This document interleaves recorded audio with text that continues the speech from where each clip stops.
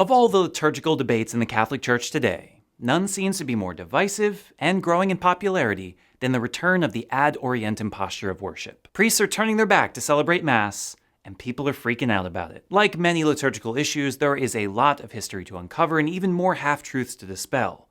Why are some insisting that we go back to the way things were? And are they right? This is Catholicism in Focus.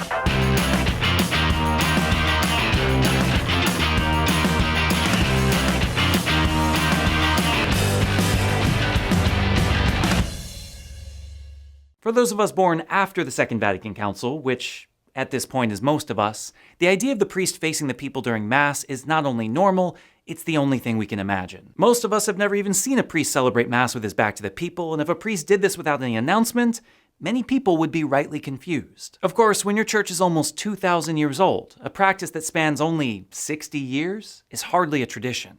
I mean, the papacy was headquartered in France longer than this practice has been around. The reality is that the practice of the priest celebrating Mass with his back to the people has existed since early antiquity. Marking exactly when it started, and more importantly, when it became the normative orientation for Mass, is hotly debated, but really, the exact timeline isn't that important. There was probably a time in the early church when the priest faced the people to celebrate the Mass, but for the majority of our history, at least 1,500 years, the near-exclusive practice was ad orientem worship. The reason for this, and how the practice gets its name, has everything to do with the second coming of Christ. In Latin, ad orientem is translated as either toward the rising sun, or simply toward the east, the direction from which Christ will return. For just as lightning comes from the east and is seen as far as the west, so will the coming of the Son of Man be. Despite how it is popularly described, ad orientem worship has nothing to do with the priest's relation to the people, either facing or having his back to them, and everything to do with the entire congregation orienting itself toward the coming Christ. The priests face east, with the people, because the sacrifice he is offering on the altar is an anticipation of the great eschatological act that we await. We celebrate our hope for salvation while facing the direction from which it will come. Which, when you put it that way, sounds pretty cool. So why did the church change this? We're not entirely sure. Believe it or not, no official pronouncement was ever decreed by the Second Vatican Council or any pope specifically insisting on the change or giving a reason for it prior to it becoming the widespread practice. In the 1962 document Sacrosanctum Concilium, the Second Vatican Council called for the reform of the liturgy and gave the Church the authority to make changes, principally, it seems, for fostering more active participation among the laity. And if you want the laity to have a more active participatory role in the liturgy, it makes sense that they'd be able to see what's actually happening in the liturgy. In 1964, the Sacred Congregation of Rites, now known as the Congregation for Divine Worship, issued Inter Ecumenici, an instruction on how the liturgical norms were to be implemented. In it, we see a major change. The main altar should preferably be freestanding to permit walking around it and celebration facing the people.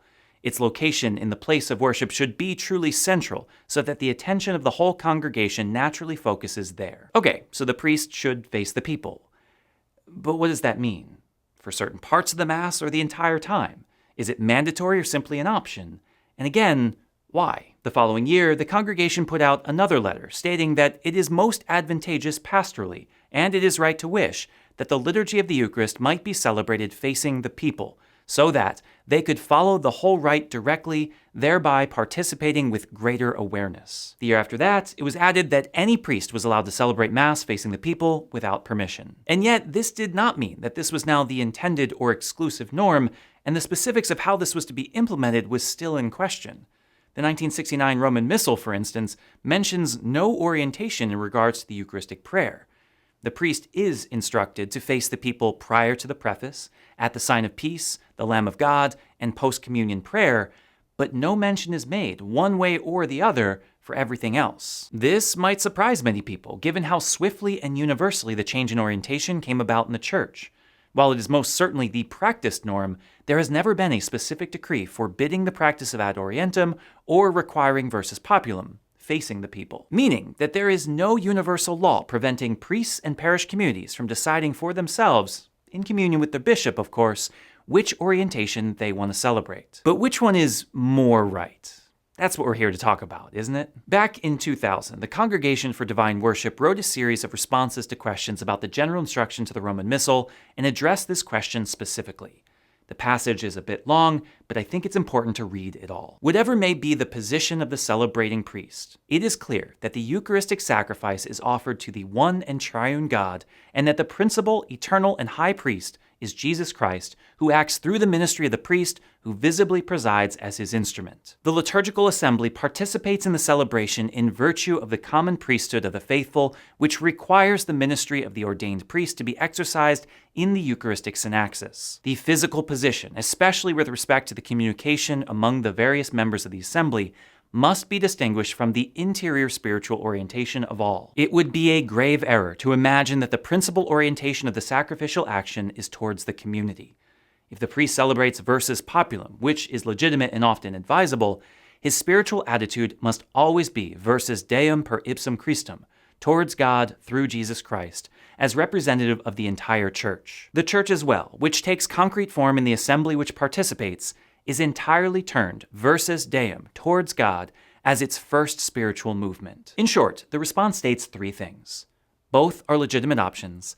Neither one is inherently better than the other, because in either position, it is not how we orient ourselves physically that ultimately matters, but how we orient ourselves spiritually towards Christ. Truly, there is something beautiful about the entire congregation oriented towards the same focus of worship, offering the same prayer in the same way. How wonderful, then, that properly understood, that's the case for both orientations. In either case, the focus is not on the cross on the back wall or the people themselves, but the sacrifice being offered on the altar. The problem with most arguments related to this issue, and why this issue is far less controversial than people make it out to be, is because the terms we use are misnomers. It's not about the priest facing the people or towards the east, any more than it's about the priest with his back to the people or his back to God. It is all about the Lord. If one orientation helps you to focus more on God than another, then find a church that celebrates in that way. But don't try to suggest that one is holier or more true than another. With proper catechesis, both will lead people to offer themselves wholly to God as a spiritual sacrifice.